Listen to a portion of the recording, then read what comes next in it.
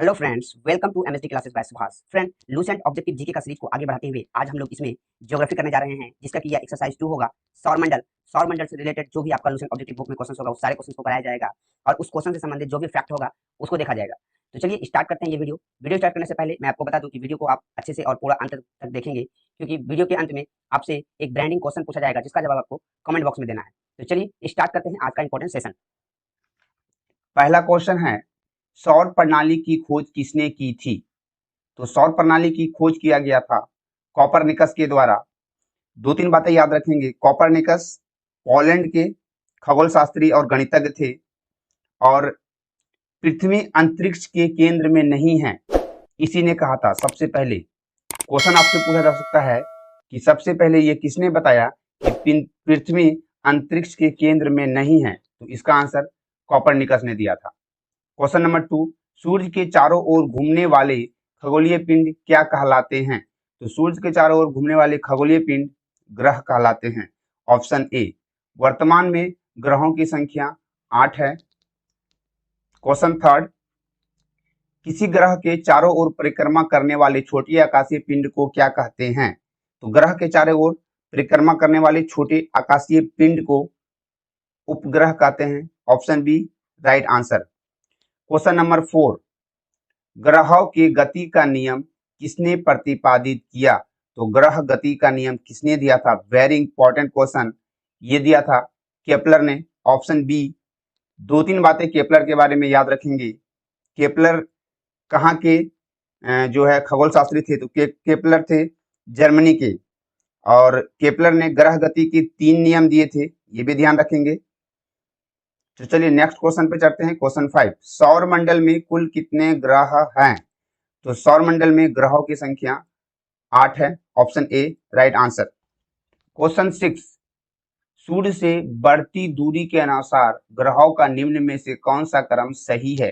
तो सूर्य से बढ़ती दूरी के अनुसार ग्रहों का जो क्रम सही क्रम है, वो क्रम है option A, Budh Shukra Prithvi Mangal. Budh Shukra Prithvi Mangal. Question 7, पृथ्वी से बढ़ती दूरी के अनुसार ग्रहों का क्रम निम्न में से कौन सा क्रम सही है? तो पृथ्वी से दूरी के अनुसार जो क्रम सही है वो है ऑप्शन बी, शुक्र मंगल बुध बृहस्पति। ध्यान रखेंगे, सूर्य से दूरी के अनुसार बुध शुक्र पृथ्वी मंगल, और पृथ्वी से दूरी के अनुसार शुक्र मंगल बुध बृहस्पति। क्वेश्चन 8 है, आकार के अनुसार सौर मंडल के ग्रहों का अवरोही क्रम है। तो आकार के अनुसार जो अवरोही क्रम है वो है, यानी कि अवरोही घटते क्रम, पहले बड़ा फिर उससे छोटा फिर छोटा। तो ऐसा है ऑप्शन ए, बृहस्पति शनि अरुण वरुण पृथ्वी शुक्र मंगल एवं बुध, जिसमें बृहस्पति सबसे बड़ा और बुध सबसे छोटा ग्रह है। क्वेश्चन 9, निम्नलिखित में से कौन सौर मंडल का भाग नहीं है? तो सौर मंडल का भाग नहीं है निहारिका, सौर मंडल का भाग नहीं है क्षुद्र ग्रह धूमकेतु ग्रह, ये सब सौर मंडल का भाग है। और तो सौर मंडल के भाग में होते कौन है एक्चुअल में? तो वही होते हैं सौर मंडल के भाग में जो सूर्य के चारों ओर चक्कर लगाते हैं। सन है और उसके चारों ओर जो चक्कर लगाते हैं वो, उसमें से अलग अलग ग्रह हो सकते हैं, उसमें धूमकेतु हो सकते हैं, क्षुद्र ग्रह हो सकते हैं, उल्का हो सकते हैं, और अन्य आकाशीय छोटे छोटे पिंड हो सकते हैं, जो कि सौरमंडल कहलाते हैं, सौरमंडल के भाग हैं। लेकिन ये निहारिका जो है, निहारिका क्या है? तो निहारिका एक प्रकार का बादल है जिसमें क्या होता है, धूल हाइड्रोजन गैस हीलियम गैस आदि शामिल होता है। अगले क्वेश्चन में बढ़ते हैं। क्वेश्चन नंबर 10 है, तारामंडल क्या है? तो तारामंडल क्या है? ऑप्शन बी इसका सही आंसर होगा, ऐसे तारों की आकाश में एक विशेष आकृति जो पृथ्वी के समदूरस्थ नहीं हो सकते हैं। तो ये तारामंडल जो है एक क्या है, एक विशेष प्रकार का आकृति है जो कि पृथ्वी के समदूरस्थ नहीं हो सकते हैं। अगर हम इसका एग्जांपल्स की बात करें तो एक हमारा तारामंडल है सप्तऋषि तारामंडल। ध्यान रखेंगे, सप्तऋषि तारामंडल है, सप्तऋषि तारामंडल। क्वेश्चन पूछा जाता है कि सप्तऋषि तारामंडल जो है किस गोलार्ध में है? तो ध्यान रखेंगे, सप्तऋषि तारामंडल उत्तरी गोलार्ध में है, उत्तरी गोलार्ध। अगला क्वेश्चन, क्वेश्चन नंबर 11, अंतरिक्ष में कुल कितने तारामंडल है? तो अंतरिक्ष में जो तारामंडल की संख्या है टोटल 89 है, 89। क्वेश्चन नंबर 12 में चलेंगे, निक्स ओलंपिया कोलंपस पर्वत किस ग्रह पर स्थित है? तो निक्स ओलंपिया कोलंपस पर्वत जो है वो स्थित है मंगल ग्रह पर। ऑप्शन डी राइट आंसर हो जाएगा। निक्स ओलंपिया का दूसरा क्वेश्चन ये है कि सौरमंडल का सबसे ऊंचा पर्वत जो है वो भी निक्स ओलंपिया है, और उसकी जो ऊंचाई है वो हमारे जो माउंट एवरेस्ट है उससे 3 गुना ऊंचाई है। ध्यान रखेंगे, निक्स ओलंपिया का ऊंचाई हमारे माउंट एवरेस्ट की 3 गुना ऊंचाई है। क्वेश्चन 13, पार्थिव ग्रहों की संख्या कितनी है? तो पार्थिव ग्रहों की संख्या टोटल 4 है। ऑप्शन बी सही आंसर होगा। पार्थिव ग्रह को ही हम लोग आंतरिक ग्रह भी कहते हैं, और इसमें जो जो सब ग्रह शामिल हैं वो कौन सब है? तो वह ग्रह है बुध, शुक्र, पृथ्वी, मंगल। स्टार्टिंग के जो 4 ग्रह हैं सूर्य से दूरी के अनुसार वही चारों पार्थिव ग्रह है, बुध, शुक्र, पृथ्वी, मंगल। और पार्थिव ग्रह वैसे ग्रहों को कहते हैं जो कि पृथ्वी के जैसा होता है एक्चुअल में, इसे ही पार्थिव ग्रह कहते हैं। क्वेश्चन 14, निम्नलिखित में से कौन एक पार्थिव ग्रह नहीं है? तो पार्थिव ग्रह का लिस्ट हम लोगों को पता है कि बुध, शुक्र, पृथ्वी, मंगल पार्थिव ग्रह है। तो जो इस लिस्ट में नहीं है शामिल वो है ऑप्शन डी शनि। शनि पार्थिव ग्रह नहीं है। क्वेश्चन 15, बाह्य ग्रह या बृहस्पति सदृश ग्रहों की संख्या। तो बाह्य ग्रह वैसे ग्रह होते हैं जो बृहस्पति ग्रह के सदृश होते हैं। तो इसकी संख्या टोटल कितनी है? तो इसकी संख्या है टोटल 4। इसमें बाह्य ग्रह में जो है कौन कौन ग्रह है? तो बृहस्पति, शनि, अरुण, वरुण। याद रखेंगे, बृहस्पति, शनि, अरुण, वरुण। अगले क्वेश्चन, क्वेश्चन 16, बृहस्पति सदृश ग्रहों में सम्मिलित नहीं है। तो जैसा कि हम लोगों ने देखा अभी कि मंगल जो है बृहस्पति सदृश ग्रहों में सम्मिलित नहीं है। क्वेश्चन 17 है, निम्नलिखित में से किन 2 ग्रहों को छोड़कर शेष सभी ग्रह सूर्य के चारों ओर वामावर्त घूमते हैं? तो सूर्य के चारों ओर जो वामावर्त घूमते हैं वो 2 ग्रह शुक्र और अरुण है। बाकी सारे ग्रह जो है सूर्य के चारों ओर दायावर्त घूमते हैं, लेकिन शुक्र और अरुण ये वामावर्त घूमते हैं। इसी को दक्षिणावर्त घूमना भी कहता है। ये ग्रह दक्षिणावर्त घूमते हैं, शुक्र और अरुण। जिसका दिशा क्या होता है? तो शुक्र और अरुण का दिशा याद रखेंगे, पूर्व से पश्चिम, पूर्व से पश्चिम, जो कि शुक्र और अरुण है सूर्य से पूर्व से पश्चिम की ओर घूमते हैं। क्वेश्चन 18 में चलेंगे, सौर मंडल का जन्मदाता किसे कहा जाता है? तो सौर मंडल का जन्मदाता सूर्य को कहा जाता है। सूर्य को सौर मंडल का जन्मदाता कहा जाता है। सूर्य के बारे में थोड़ा सा हम लोग जान लेंगे। सूर्य सबसे पहला, तो सूर्य जो है सौर मंडल का प्रधान होता है सूर्य। और ये दूसरी बात, सूर्य अपने अक्ष पर भी घूमता है, पूरब से पश्चिम। ध्यान रखेंगे, क्वेश्चन पूछा जा सकता है सूर्य अपने अक्ष पर किस दिशा से घूमता है? तो पूरब से पश्चिम अपने अक्ष पर सूर्य घूमता है। अगली बात ये भी याद रखेंगे कि सूर्य के केंद्रीय भाग का जो तापमान है, सूर्य के जो केंद्र का तापमान वो कितना है? वो है 1.5 इंटू 10⁻7 डिग्री सेल्सियस, सूर्य के केंद्र का तापमान। और अगर बाहरी सतह का तापमान पूछे तो बाहरी सतह का तापमान, सूर्य के बाहरी सतह का तापमान 6000 डिग्री सेल्सियस होता है। वेरी इंपॉर्टेंट क्वेश्चन है। इस जो सूर्य के बाहरी सतह है इसी को जो है पृष्ठीय तापमान, सूर्य का जो पृष्ठीय तापमान है कहा जाता है। अगले क्वेश्चन पे चलते हैं, क्वेश्चन नंबर 20, वैज्ञानिक जिन्होंने सर्वप्रथम खोज की कि पृथ्वी सूर्य के चारों ओर घूमती है ये थे। तो वैसे वैज्ञानिक का नाम बताना है जो ये खोज किया कि पृथ्वी सूर्य के चारों ओर घूमती है, वो कौन थे? तो वो थे Copernicus. Option C is the right answer, Copernicus. Copernicus के बारे में याद रखेंगे कि कॉपरनिकस कहाँ के थे? तो कॉपरनिकस पोलैंड के थे। पोलैंड के खगोल शास्त्री थे। इसने ही पहले बताया था कि सूर्य जो है ब्रह्मांड के केंद्र पर स्थित है और सभी ग्रह इसके चारों ओर चक्कर लगाते हैं।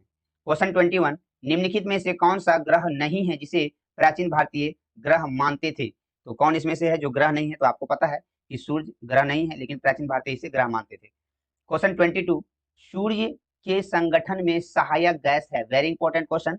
सूर्य के संगठन में जो सहायक गैस है वो है हाइड्रोजन और helium. Option D is the right answer. इसके सहायक में जो हाइड्रोजन का परसेंटेज है, ध्यान रखेंगे, जो हाइड्रोजन है वो है 71% और हीलियम का जो परसेंटेज है वो है 26.5%। ध्यान रखेंगे, हाइड्रोजन 71%, 71% और हीलियम 26.5% और अन्य तत्व भी हैं जिसमें जो कि 2.5% है। और दूसरा क्वेश्चन ये याद रखना कि सूर्य के केंद्र पे कौन सा संलयन होता है, वेरी इंपॉर्टेंट क्वेश्चन है। सूर्य के केंद्र में नाभिकीय संलयन होता है, ध्यान रखना, नाभिकीय, सूर्य के केंद्र में नाभिकीय संलयन। चलिए अगला क्वेश्चन 23 पे बढ़ते हैं। सूर्य के मध्य भाग को क्या कहा जाता है? तो सूर्य के मध्य भाग को प्रकाश मंडल कहा जाता है, ऑप्शन बी प्रकाश मंडल। इसमें दो चीजें याद रखेंगे प्रकाश मंडल में कि इसका इंग्लिश नाम भी पूछा जाता है। तो प्रकाश मंडल को क्या कहा जाता है? फोटोस्फेयर, फोटोस्फेयर याद रखेंगे, प्रकाश मंडल को फोटोस्फेयर कहा जाता है।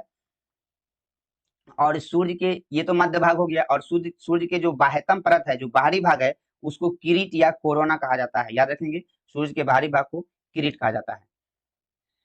क्वेश्चन नंबर 24, सूर्य के ऊपर के भाग को क्या कहते हैं? तो सूर्य के जो ऊपर वाला भाग है उसे हम लोग कहते हैं वर्णमंडल, option C is the right answer. वर्णमंडल में भी एक दो चीज है जो याद रखना है।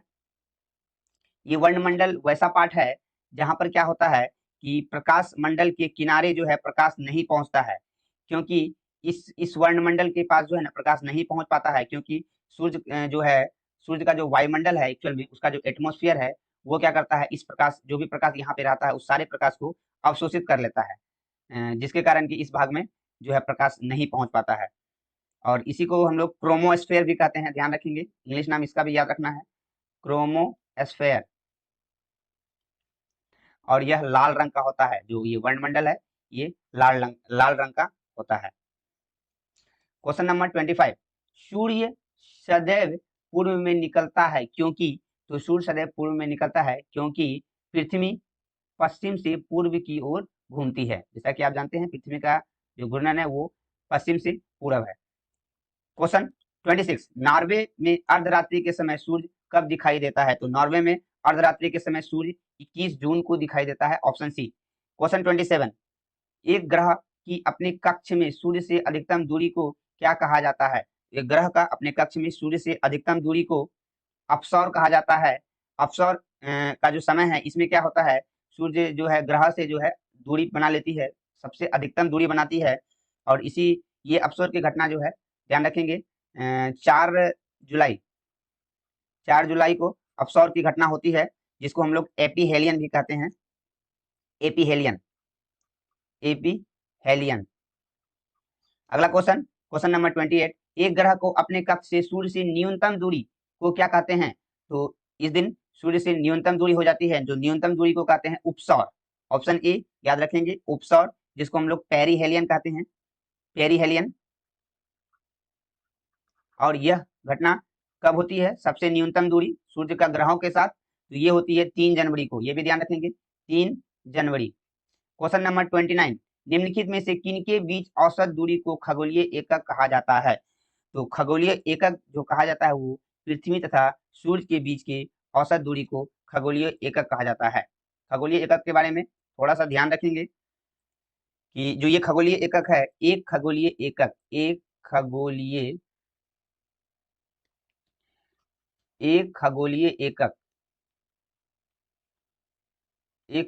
एकक ये होता है 150 मिलियन किलोमीटर, 150 मिलियन किलोमीटर। और आपको पता है कि 1 मिलियन में कितना होता है, 10 लाख। तो यहाँ से आप कैलकुलेशन कर लेंगे। अगला क्वेश्चन, क्वेश्चन नंबर 30, क्वेश्चन 30 है, मध्यरात्रि सूर्य का क्या अर्थ है? तो मध्यरात्रि सूर्य का अर्थ है सूर्य का ध्रुवीय वृत्त में देर तक चमकना, मतलब सूर्य जो है ध्रुव वाले पार्ट पे, अपने पोल वाले पार्ट पे देर तक चमकने का ही प्रोसेस को जो है मध्यरात्रि सूर्य का अर्थ कहलाता है। यह पोल वाले साइड पे ज्यादा देर तक जो है चमकता है। और ये भी याद रखेंगे कि मध्यरात्रि का जो सूर्य का देश है वो नॉर्वे को कहा जाता है, ध्यान रखेंगे, नॉर्वे मध्यरात्रि को सूर्य का देश कहा जाता है। तो यहाँ तक हमारा 30 क्वेश्चन हम लोगों ने इसमें कंप्लीट किया है। 31 से नेक्स्ट वीडियो में देखेंगे। फ्रेंड्स, वीडियो कैसा लगा आप हमें कमेंट करके जरूर बताएंगे, एंड अच्छा लगा तो लाइक कीजिए और चैनल को सब्सक्राइब कीजिए। अब वक्त है आज का ब्रांडिंग क्वेश्चन का, जो कि मैंने आपसे बोला था। तो ब्रांडिंग क्वेश्चन है, किस भारतीय राज्य में साक्षरता दर सबसे कम है? बिहार, राजस्थान, अरुणाचल प्रदेश, ओडिशा। तो फ्रेंड्स इसका आंसर आपको कमेंट बॉक्स में करना है कि किस भारतीय राज्य में साक्षरता दर सबसे कम है।